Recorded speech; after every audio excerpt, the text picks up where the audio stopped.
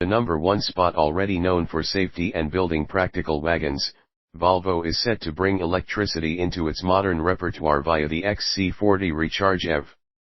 Sitting above the XC40 Recharge PHEV, the EV version drives all 4 wheels via 2 electric motors, making a combined 300 kW/600 Nm. At the number 2 spot, BMW 9. After the smaller BMW 9 kicks off BMW's all-electric SUV story earlier in the year, we can expect the 9 to lob before year's end. Closer in size to a BMW X5, the 9 is based on the X3. The 9 makes a big electric statement, right down to its buck-toothed grille.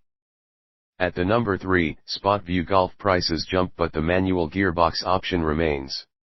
Those choosing an auto will do without the fuel-saving DSGs, Australia instead receiving regular torque converters with 8 ratios for smoother takeoffs. Golf remains at the core of Volkswagen, now picking up a more advanced IQ driver assistance system. At the number 4 spot, Ford Mustang Mach-1. A new year and a new addition to the Mustang family, this time the Mach-1. For about $10,000 more than a regular GT, you get revised aerodynamics, including a rear diffuser, Michelin Pilot Sport 4 rubber, and ample visual trimmings to accentuate the muscle. At the number 5 spot, BMW M3/M4, the pinnacle of 3 Series, and 4, performance is an early, and welcome, new arrival that doesn't mess with the proven formula. An inline twin-turbo 6-cylinder makes 353 kilowatts as a manual or 375 kilowatts in the auto competition pack. At the number 6 spot, Pujo 3008 PHEV. The 3008 midsize SUV will kick off the brand's electrification push in Oz. Early in the year, the 3008 gets a facelift, but things get more serious in the second half with the 3008 PHEV in front, or all-wheel drive. At the number 7 spot, Lexus Ux 300e. Luxury rivals have long offered EV options, but Lexus has relied on regular hybrids as a fuel-saving measure. That all changes with the arrival of the Ux 300e. Utilizing the compact SUV body of the Ux, the Ux 300e replaces the engine with a 150 kW/300 Nm electric motor driving the front wheels. At the number 8 spot, Mazda Mx-30. The 6th Mazda SUV model will be very different to the other 5.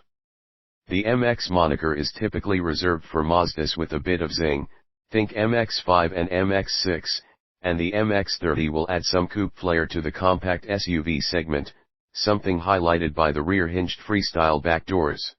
At the number 9 spot, Chevrolet Corvette. General Motors' presence in Australia switches from true blue Holden to apple pie American during 2021, in the form of the 8th generation of a sports car legend.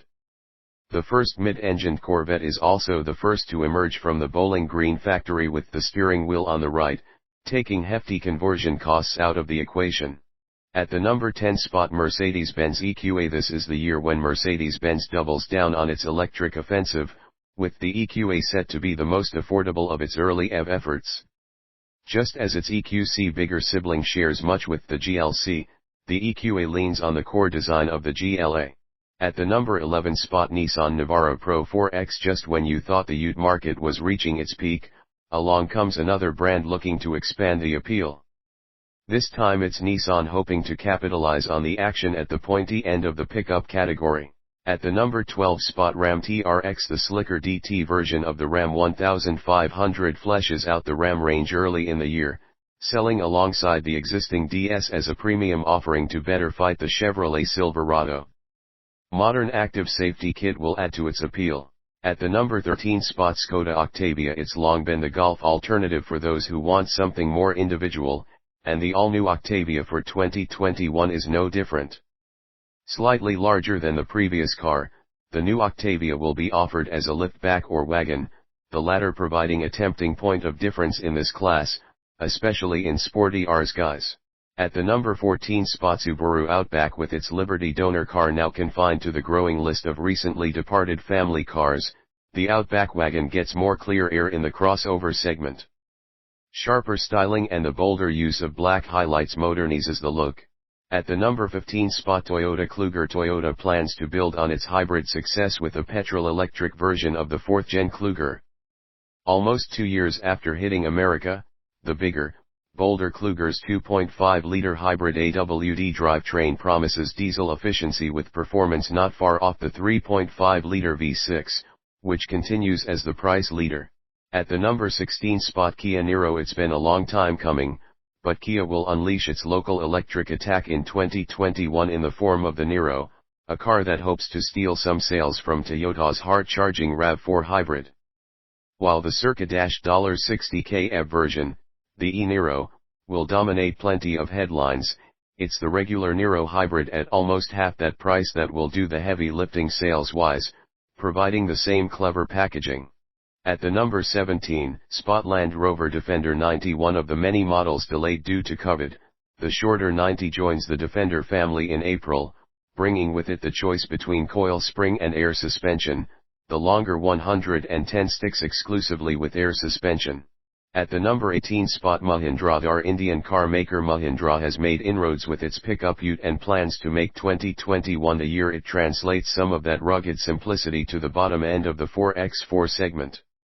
Like the rival Suzuki Jimny, off-road is where the DAR is designed to do its best work, having a traditional ladder frame chassis and live rear axle. At the number 19 spot, Hyundai Ioniq 5. Ioniq switches to Hyundai's new all-electric sub-brand in 2021, and it will be the Ioniq 5 that will lead the charge.